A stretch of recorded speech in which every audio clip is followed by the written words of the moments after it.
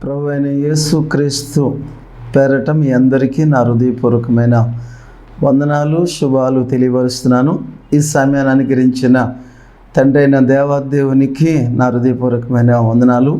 ప్రార్థన చేసి కూడికను మనం ప్రారంభించుకుందాం. పరిశుద్ధుడైన తండ్రి, మీ పరిశుద్ధమైన ఘనమైన నామమును బట్టి మీకు వందనాలు. ప్రభువా, నీ వాక్యం దగ్గరికి మేము వచ్చి ఉన్నాము. ప్రభువా, నీ వాక్యమే మమ్మలను బ్రతికించేది. ప్రభువా, ఈరోజు నీ వాక్యం ద్వారా మా ఆత్మీయ జీవితాలను బ్రతికించమని, వచనం వెంబడి వచనం మేము నేర్చుకోవడానికి సహాయం చేయమని, నేను ఈ యొక్క కార్యక్రమంలో పాలుభాగస్తులైన ప్రతి ఒక్కరిని కూడా మీరు వాక్యము ద్వారా బలపరిచి వారికి నీ నామాన్ని మహిమ ఘనం పొందుకున్నట్లు కృప చూపమని యేసుక్రీస్తును అడుగుచున్నాను తండ్రి, ఆమేన్. ప్రభునందు ప్రియ దైవ జనాంగమా, మొదటి వర్తమానంలో మనం విన్నాం. యోహాను రాసిన మొదటి పత్రిక 2వ అధ్యాయం 15వ వచనం. దేవుని యొక్క ప్రేమను మనము ఎలా పొందుకుంటాము అనేటువంటి అంశం మీద మనం నేర్చుకుంటున్నాం. అక్కడ యోహాను రాసిన పత్రికలో 2వ అధ్యాయం 15వ వచనములో, ఎవరైనను లోకమును ప్రేమించిన యెడల తండ్రి ప్రేమ వానిలో ఉండదు అని మనం అక్కడ నేర్చుకున్నాం. మరి యేసు ప్రభువారు భూమి మీద ఉండగా యోహాను సువార్త 3వ అధ్యాయము 16వ వచనములో ఆయన అంటున్నారు, దేవుడు లోకమును ఎంతో ప్రేమించెను కాగా తన అద్వితీయ కుమారుని వాని యందు విశ్వాసముంచు ప్రతి వాడును నశింపక నిత్య జీవం పొందినట్లు దేవుడు ఆయనను అనుగ్రహించెను అని మనం చూస్తూ ఉన్నాం. భక్తుడైన యోహాను లోకమును ప్రేమిస్తే తండ్రి ప్రేమ ఉండదని మనం అక్కడ చూసాము. ప్రభులు వారు అంటున్నారు, దేవుడు లోకమును ఎంతో ప్రేమించాను, మనల్ని ప్రేమించొద్దన్నాడు, లోకాన్ని ఆయన ప్రేమిస్తున్నాడు ఏంటి అని మీకు సందేహం రావచ్చు. మనం దేవుని యొక్క ప్రేమను పొందుకోవాలంటే లోకాన్ని ప్రేమించకూడదు అని మొదటి వర్తమానంలో మనం నేర్చుకున్నాం. అయితే ఈ ప్రభులు వారు దేవుడు ఎంతో ప్రేమించాడు లోకాన్ని అంటున్నాడు. మరి అక్కడ ఎందుకు అలాగా మాట్లాడుతున్నాడు ఆయన దగ్గర 2 మనసులు ఉన్నాయా, 2 మాటలు ఉన్నాయా? లేనే లేదు. అక్కడ భక్తుడైన యోహాను ద్వారా చెప్పింది కరెక్టే, ప్రభులు వారు చెప్పింది కూడా కరెక్టే. అది ఏ విధంగా అని అడిగితే అక్కడ అంటున్న మాటలు, ఆ వచనాన్ని మనం విశ్లేషించగలిగినట్లయితే, లోకాన్ని ప్రేమించాడు. ఎందుకు ప్రేమించాడంట? తన కుమారుని యందు విశ్వాసం ఉంచినటువంటి వారు రక్షించబడినట్లు అని మనం చూస్తూ ఉన్నాం. దేవుడు లోకాన్ని ప్రేమించాడు. లోకంలో ఎందుకు ప్రేమించాడు? తన కుమారుని అంగీకరించిన వారు ఉన్నారు కనుక ప్రేమించాడు. తండ్రి అయినటువంటి దేవుడు కుమారుడిగా యేసుక్రీస్తు ప్రభువారు ఈ లోకానికి వచ్చినప్పుడు ఆయన బేతనీయ గ్రామం అంటే ఆయనకి చాలా ఇష్టము. ఎందుకనగా బేతనీయ గ్రామములో మరియా, మార్తా, లాజరు అనేటువంటి కుటుంబం ఉంది. ఆయన ఆ ప్రదేశానికి, ఆ ప్రాంతానికి వచ్చినప్పుడు బేతనీయ గ్రామాన్ని ఆయన ఇష్టపడేవారు. గ్రామంలో ఇష్టపడేవారు అని అంటే కేవలం ఆ కుటుంబాన్ని మాత్రమే కానీ మిగిలిన వారిని మాత్రము కాదు. అదే రీతిగాను మీ యొక్క అబ్బాయి కానీ మీ అమ్మాయి కానీ ఏ బెంగళూరు పట్టణంలో రైల్వే డిపార్ట్మెంట్లోనూ సెంట్రల్ గవర్నమెంట్లో జాబ్ చేస్తూ ఉన్నారనుకోండి, ఆ యొక్క వ్యక్తి బెంగళూరులో ఉన్నంత వరకు మీరు బెంగళూరు వెళ్ళాలనిపిస్తుంది. తర్వాత 3 సంవత్సరాలు అయిన తర్వాత ఆ వ్యక్తిని లేకపోతే మీ కుమారుడును ఏ చెన్నైకో ట్రాన్స్ఫర్ చేస్తే ఇప్పుడు మీకు మనసు చెన్నైకి వెళ్ళాలనిపిస్తుంది. ఎందుకనగా చెన్నై పట్టణంలో మీ అబ్బాయి జాబ్ చేస్తున్నాడు కనుక. కానీ చెన్నైలో ఉన్న కుటుంబీకులందరూ, ఆ పట్టణస్తులందరూ మీకు ఇష్టం కాదు. అంటే మీ అబ్బాయి ఏ గ్రామంలో, ఏ పట్టణంలో జాబ్ చేస్తే ఆ పట్టణానికి మీరు వెళతారు. అలాగే యేసు ప్రభు గారిని విశ్వసించినటువంటి కుటుంబం బేతనీ గ్రామంలో లాజరు యొక్క కుటుంబం కనుక బేతనీ అంటే ఆయనకి చాలా ఇష్టపడుతూ ఉన్నాడు.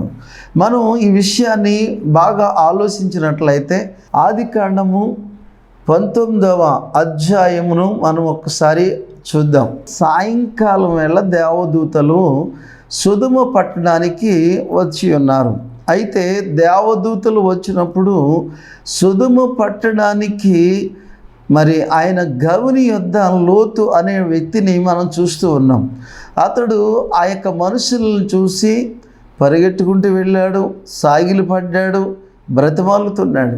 అయ్యా, ఈ రాత్రికి మా ఇంటికి రండి, కాళ్ళు కొడుక్కొని అతిథిని స్వీకరించి ఉదయాన మీరు లేచి మీరు వచ్చిన త్రోవను మీరు వెళ్ళవచ్చు అని అన్నాడు.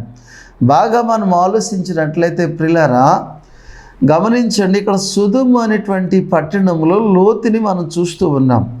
లోతు దగ్గరికి ఇద్దరు మనుష్యులు అనగా దేవదూతలు అక్కడికి బయలుదేరి వచ్చారు. ఈ విషయం మనకు తెలిసిన సత్యమే.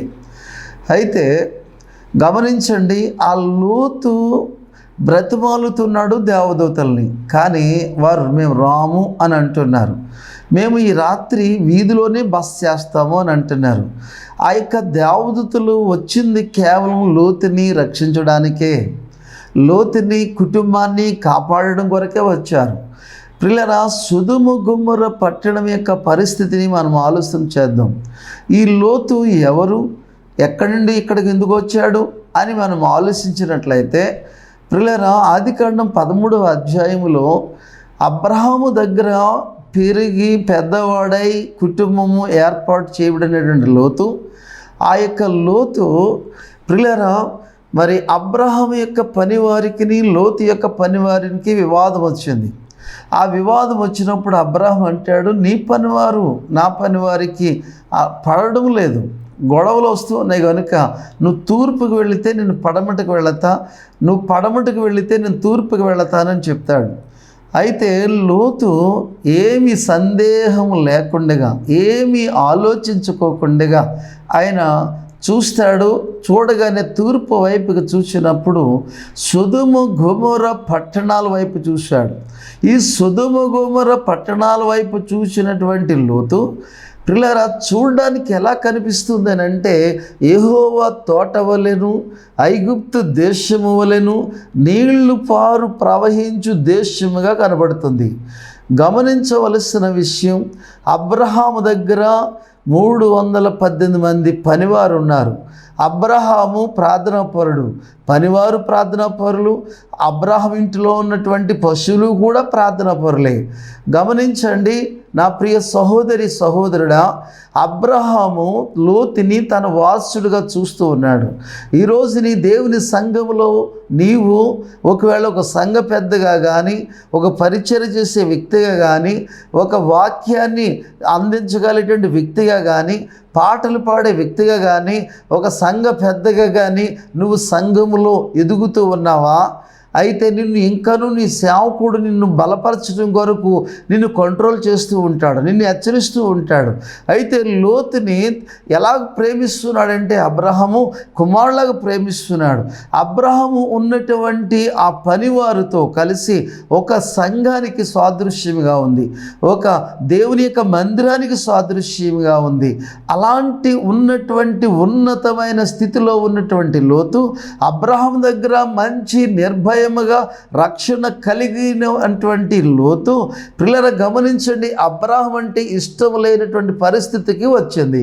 ఇప్పుడు అబ్రహాము గమనించాడు, అతడు కొన్ని సంవత్సరాలు ఊబిపట్టాడు, కొంతకాలం ఆలోచించాడు. చివరికి ఆయన అంటున్నాడు, నువ్వు తూర్పుకు వెళితే నేను పడమటకు వెళతా, నువ్వు పడమటకు వెళితే నేను తూర్పుకు వెళతా అన్నాడు.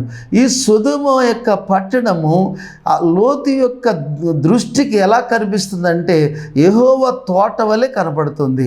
అంతేకాదు ఐగుప్తు దేశం వలె కనపడుతుంది. కానీ అది దేవుని యొక్క దృష్టికి బహు ఘోరమైనదిగా కనిపిస్తుంది. దాని యొక్క పాపము ఆకాశమంత ఎత్తుకు ఎదిగినట్లుగా ప్రభు దృష్టి కనపడుతుంది. గమనించవలసిన విషయం, అర్థం చేసుకోవలసిన విషయం, అబ్రహాము గారి దర్శనము కలిగి ఉన్నాడు, లోతు దర్శనము కలిగి లేడు.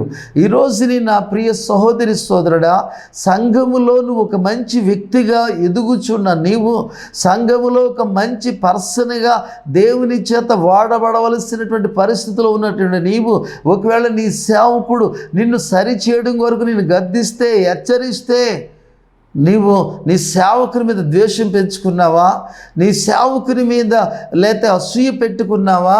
గమనించవలసిన విషయం, ఈరోజు చాలామంది కూడా దైవజనుడు చెప్పినటువంటి ఆ యొక్క హెచ్చరికకు లోబడకుండా లోకం వైపు చూస్తూ ఉన్నారు.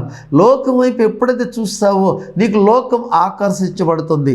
లోకము ఎలా కనిపిస్తుంది అని అడిగితే దైవ దృష్టికి గమనించవలసిన విషయం ఏమిటని అడిగితే బహు ఘోరముగా కనపడుతుంది, బహు భయంకరంగా కనపడుతుంది. లోకము పాపము పోగు చేసుకుంటూ ఉంది. ఈ సుధముగల పట్టణాలు, సోయరగల పట్టణాలు దేవుని దృష్టికి బహు ఘోరముగా ఉన్నాయి, బహు భయంకరమైన పాపంతో నింపబడి ఉంది. అయితే దర్శనము లేనటువంటి లోతు దృష్టికి యెహోవా తోట వలె కనబడుతుంది, యెహోవా తోట వలె కనబడుతుంది. అబ్రహాము ఎప్పుడు చెప్తాడా అని చూస్తూ ఉండవచ్చును. అయితే అబ్రహాము ఎప్పుడైతే తన నోటి నుండి పలికాడో, నువ్వు తూర్పుకు వెళితే నేను వెళతాను అని అనగానే చూశాడు. అతడు బయలుదేరి ఏం చేస్తాడు అని అడిగితే సోయరు యొక్క పట్టణానికి ఆనుకుని గుడారము వేసుకున్నాడు. ప్రియ జనాంగమా, మనం ఎలీషాని, ఏలియాని చూడగలుగుతాం. రాజులు 2వ గ్రంథము 2వ అధ్యాయంలో ఏలియా అంటాడు, ఇదిగో నేను ఇప్పుడు గిలగాల నుండి బేతేలుకి వెళ్ళుచున్నాను, నువ్వు ఇక్కడ ఉంటే మంచిదని అంటే ఎలీషా అంటాడు, యెహోవా జీవముతోడు నేను నిన్ను విడవను అంటాడు. అలాగే గిలగాల నుండి బేతేలుకు వస్తారు. బేతేలుకు వచ్చిన తర్వాత ఏలియా గారు అంటున్నారు ఎలీషాతోను, ఇప్పుడు బేతేలు నుండి నేను యెరికోకి వెళుతున్నాను కనుక నువ్వు బేతేల్లో ఆగు, ఇక్కడ కొంతమంది ప్రవక్తలు ఉన్నారని చెప్పితే బేతేల్లో అంటున్నాడు, ఎవరు అని అడిగితే ఎలీషా అంటున్నాడు, మరలా చెప్తున్నాడు, యెహోవా జీవముతోడు ఈ బేతేలు దగ్గర ఉన్న ప్రవక్తల దగ్గర నేను ఉండను, నేను నిన్ను విడువను అంటున్నాడు. అలాగే యెరికోకు వచ్చారు. యెరికో దగ్గరకు వచ్చిన తర్వాత మరలా ఏలియా అంటున్నాడు ఎలీషాతోను, నువ్వు ఇక్కడ ఉండు, ఈ యొక్క యెరికోలో ఉన్న ప్రవక్తల దగ్గర నువ్వు ఉండు, ఇక్కడి నుంచి నన్ను దేవుడు యొర్దానికి వెళ్ళమన్నాడు అని అడిగితే యెహోవా జీవముతోడు నేను నిన్ను విడువను, నేను కూడా యొర్దానికి వస్తానని చెప్పి బయలుదేరి వెళ్ళాడు. ప్రియా దైవజనాంగమా, ప్రియులను గమనించవలసిన విషయం ఏమిటో తెలుసా? ఇప్పుడు యొర్దానికి వచ్చిన తర్వాత నీవెక్కడుండు, నేను యొర్దాను అవతలకి వెళ్ళాలన్నాడు. యెహోవా జీవముతోడు నేను నిన్ను విడవను అని చెప్పాడు. కానీ ఎలీషా ఏలియాని వెంబడించాడు. ఏలియా మీద ఉన్న ఆత్మలో 2 పాళ్ళ యొక్క వంతును ఎలీషా పొందుకున్నాడు. గమనించవలసిన విషయం ఏంటో తెలుసా? ఈ రోజుని అబ్రహాము ఎప్పుడు వెళ్ళిపోమంటాడా అని చూశాడు. కానీ ఆ మాటను తీసుకుని అతడు బయలుదేరి వెళ్ళిపోయాడు. వెళ్ళిన అతడు పరిస్థితిని మనం చూసినట్లయితే ప్రియ దైవ జనాంగమా, అక్కడ సోయరు యొక్క ప్రక్కని గుడారం వేసుకుని ఉన్నాడు.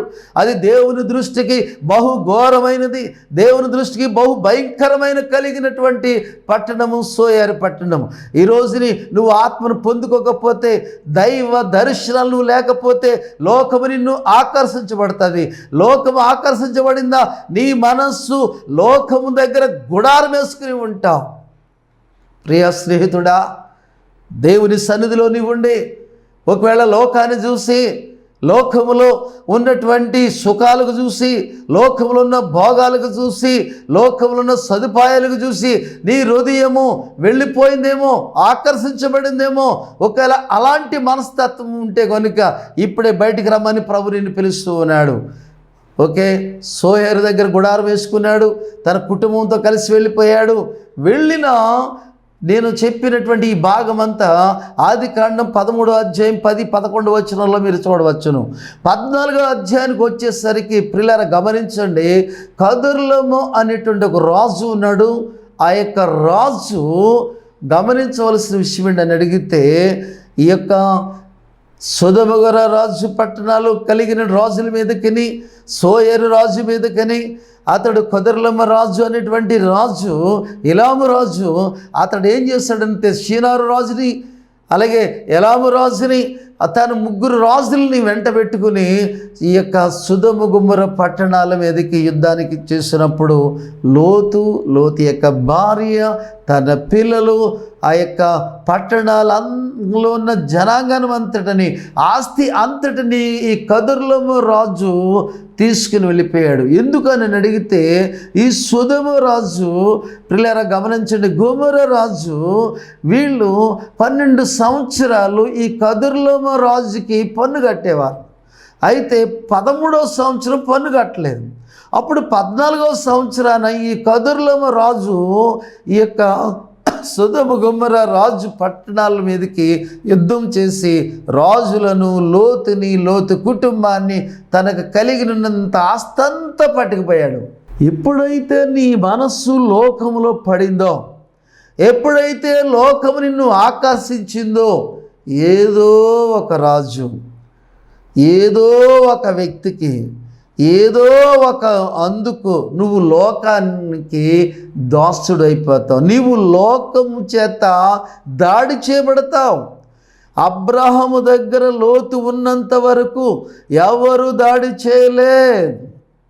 అబ్రహాము దగ్గర లోతు కుటుంబం ఉన్నంత వరకు నిర్భయముగా ఉన్నాడు. నువ్వు దేవుని సన్నిధిలో ఉన్నంత వరకు ఎవరు నీ వద్దకు రారో. నీ మనస్సు దేవుని మీద కేంద్రీకరించినంత వరకును ఎవరు నీ వైపు కన్నెత్తి చూడరు. ఎప్పుడైతే నీవు లోకం మీద నీ మనస్సును పెట్టావో, ఎప్పుడైతే నువ్వు లోకం ఆకర్షించిందో, నీ మనస్సు వెళ్ళి అక్కడ కేంద్రీకరించబడిందో, ఏదో ఒక రోజున ఏదో విధముగా నీవు దాడి చేయబడతావు. ప్రియులారా, ఇప్పుడు సొదొమ గొమొర్రా రాజులతో పాటు లోతు కూడా దాడి చేయబడ్డాడు. అయితే ప్రియులారా, గమనించవలసిన విషయం, ఈ విషయాన్ని అక్కడున్నటువంటి వాడు ఒకడు తీసుకుని వచ్చి హెబ్రీయుడైనటువంటి వ్యక్తి అబ్రహాము గారికి సమాచారాన్ని అందించాడు. ఇదిగో నీ సహోదరుడు లోతు యొక్క కుటుంబం అంతా కూడా కొదర్లమ్మ రాజు తీసుకుని వెళ్ళిపోయాడని చెప్పినప్పుడు అబ్రహాము తన దగ్గరున్న పనివారు 318 తీసుకుని యుద్ధము చేసి 5 రాజులను ఓడించి, కొదర్లమ్మ రాజుని ఓడించి, సొదొమ రాజుని అలాగే గొమొర్రా రాజుని, పిల్లరా బేలా బిర్షా, ఈ 3 రాజులను తీసుకుని లోతు కుటుంబాన్ని తీసుకుని తన యావత్ ఆస్తంతులను తీసుకుని వచ్చి మరలా లోతుకి అప్పగిస్తాడు. అప్పుడు ఏమైందో తెలుసా? ఆ సోయరు యొక్క రాజు, పిల్లలు గమనించండి, ఆయన అంటున్నాడు, ఈ సొదొమ రాజు, ఈ సోయరు రాజు వీళ్ళు అంటున్నారు, అయ్యా నీ దగ్గరున్న 318 మందిని నాకు ఇచ్చి ఈ 2 పట్టణాల యొక్క ఆస్తిని మీరు తీసుకోండి అని అడుగుతూ ఉన్నారు. ఈయన అంటున్నారు, నేనే నా వలనే అబ్రహాము ధనవంతుడు అవుతాడని నువ్వు చెప్పకూడదు, నీది నాకేది వద్దు అని అన్నాడు అబ్రహాం. ఇక్కడ మనం కొంచెం ఆలోచన చేయాలి ప్రియులారా. ఈ రోజున నీవు లోకంలో పట్టబడి, లోకంలో ఎప్పుడైతే నువ్వు పట్టుబడి లోకం నీవు దాడి చేసినప్పుడు, ఒక అనారోగ్యం కావచ్చు, లేదా ఒక దుర్మార్గ కార్యం కావచ్చు, ఒక చెడ్డ కార్యం కావచ్చు, నువ్వేదైనా పట్టబడినప్పుడు ఆ లోకస్తులే అందులో ఉన్న ఒక వ్యక్తి అబ్రాహాముకి సమాచారం తీసుకొచ్చాడు. అబ్రాహాము చాలా బాధపడ్డాడు, చాలా దుఃఖపడ్డాడు, దేవుని దగ్గర మొరపెట్టాడు.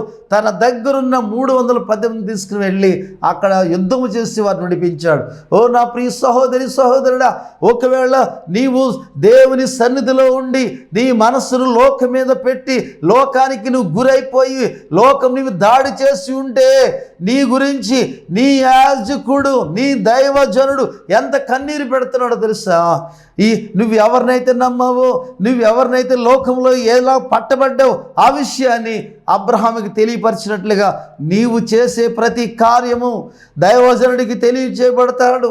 దేవజనుడికి వర్తమానం వస్తుంది, తన యొక్క దూతల ద్వారా చెప్తాడు, లేక లోకం ద్వారా వర్తమానం వస్తుంది. అయితే ఒకవేళ నీ స్థితి అలాంటి పరిస్థితి అయితే, ఒకవేళ నువ్వు లోకంలో ఏదైనా దాడి చేయబడి ఉంటే దానిని నీవు సేవకునికి తెలియపరిచినప్పుడు నిజమైన సేవకుడు మొరపెడతాడు, నిజమైన సంఘము నీ కొరకు మొరపెడుతుంది. మొరపెట్టినప్పుడు నీకున్న వ్యాధి కావచ్చు, ఆ వ్యాధి నుండి విడిపించబడతావు. నీకున్న చెడ్డ కార్యము కావచ్చు, దాని నుండి నువ్వు విడిపించగలుగుతావు. అలాంటి పరిస్థితి నీకు కావాలి అని అంటే కనుక, ఒకవేళ నువ్వు లోకములో బంధించబడితే, ఆ యొక్క లోకము నీ మీద దాడి చేస్తే దాని నుండి విడిపించబడాలంటే నీకు దైవజనుడి యొక్క ప్రార్థన, సంఘం యొక్క ప్రార్థన నీకు అవసరమై ఉన్నది. గమనించండి, లోతు ఆ సొదొమ గొమొర్రా పట్టణంలో ఉన్నాడు కనుక అబ్రహాము ఆ సొదొమ గొమొర్రా పట్టణాన్ని ప్రేమించి ప్రియులారా ఆ లోతుని విడిపించాడు.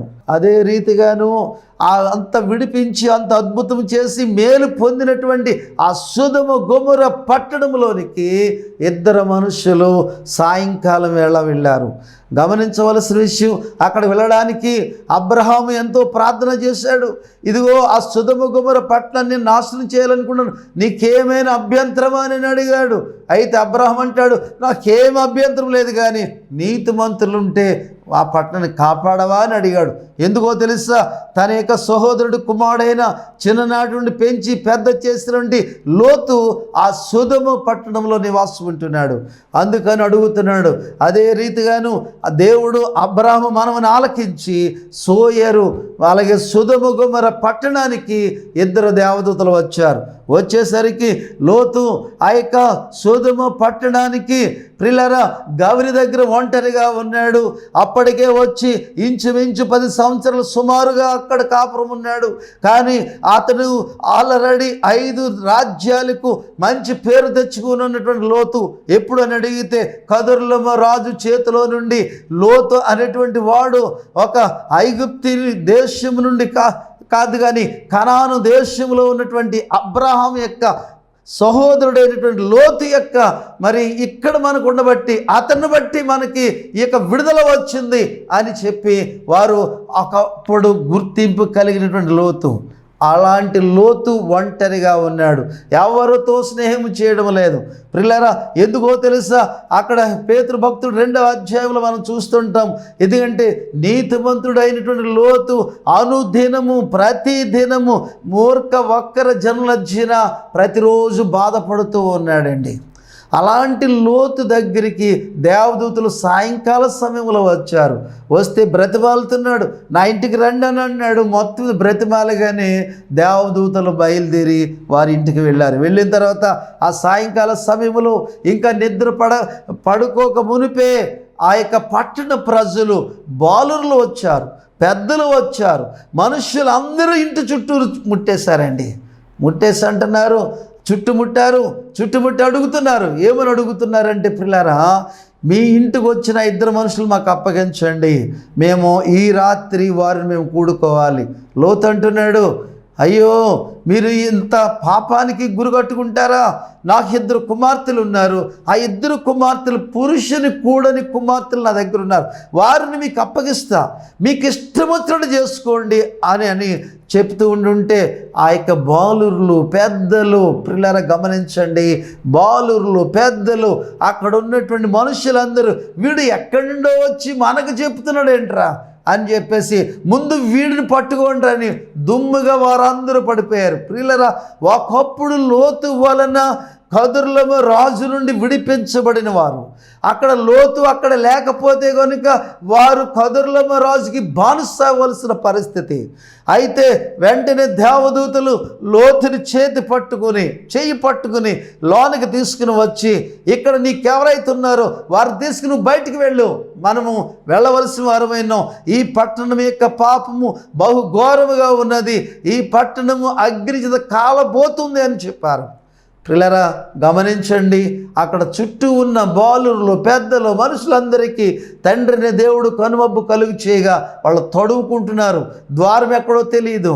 ఈలోగా వచ్చినటువంటి ఆ దేవదూతలు లోతు భార్యని తన 2 కుమార్తెలను తీసుకొని సొదొమ గొమొర్రా పట్టణం నుండి బయటకు తీసుకువచ్చి అంటున్నారు, మీరు వెనుకకు చూడకుండా వెళ్ళిపోండి అని చెప్పాడు.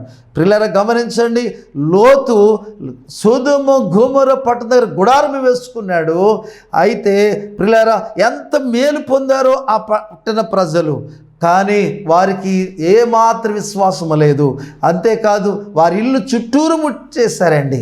ఈ లోకము నువ్వెంత మేలు చేసినా నీవు ఆత్మీయ జీవితాన్ని కోల్పోవడమే కాకుండా, ప్రియులారా గమనించండి, వారు నీకు ఎదురు తిరుగుతారు.